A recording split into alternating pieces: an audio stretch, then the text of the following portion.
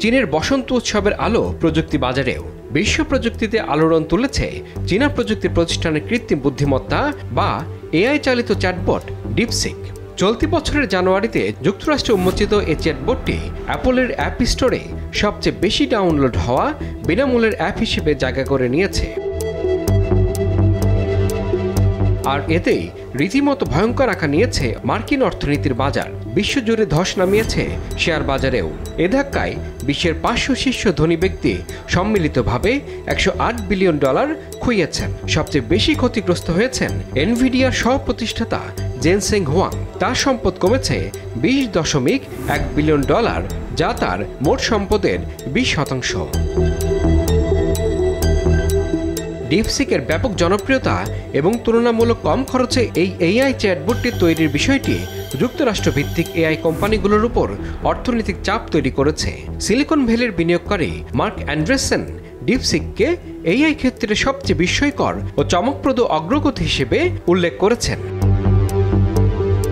আর DeepSeek দাবি করেছে তাদের তৈরি এআই মডেল যুক্তরাষ্ট্রের শীর্ষ এআই প্রযুক্তি যেমন চ্যাটজিপিটি সমতুল্য এবং তুলনামূলকভাবে অনেক কম খরচে তৈরি।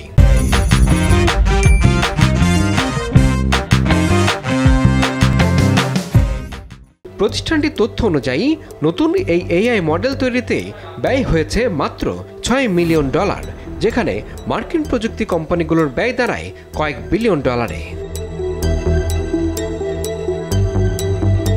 ডিপসিক প্রতিষ্ঠা করেছে চীনা উদ্যোক্তা লিয়াং ওয়েনফেং। হাংঝু ভিত্তিক এই কোম্পানি 2023 সালের জুলাইয়ে যাত্রা শুরু করে। তথ্য প্রযুক্তির প্রকৌশল নিয়ে পড়াশোনা করা 40 বছর বয়সী লিয়াং এনভিডিয়া A100 চিপের বড় মজুদ সংগ্রহ করেন। এই চিপ বর্তমানে চীনে রপ্তানিতে নিষিদ্ধ হলেও তিনি প্রায় 50,000 চিপ সংগ্রহ করেছিলেন। বিশেষজ্ঞদের ধারণা এই চিপগুলোর সঙ্গে সস্তা চিপ মিলিয়ে ব্যবহার করে তিনি ডিপসিক তৈরি করেছেন। ডিপসিক অ্যাপটি মূলত চ্যাটজিপিটির মতোই কাজ করে।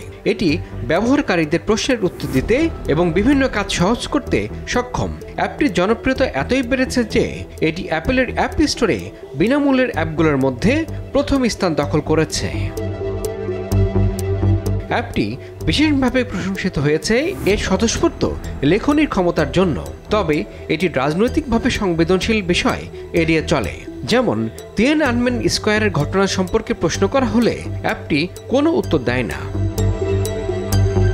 এদিকে ডিপসিকের সাশ্রয়ী প্রযুক্তি মার্কিন কোম্পানিগুলোর জন্য বড় ধরনের চ্যালেঞ্জ তৈরি করেছে। ক্ষতির সম্মুখীন হয়েছে চিপ নির্মাতা ও ডেটা সেন্টার কোম্পানিগুলো।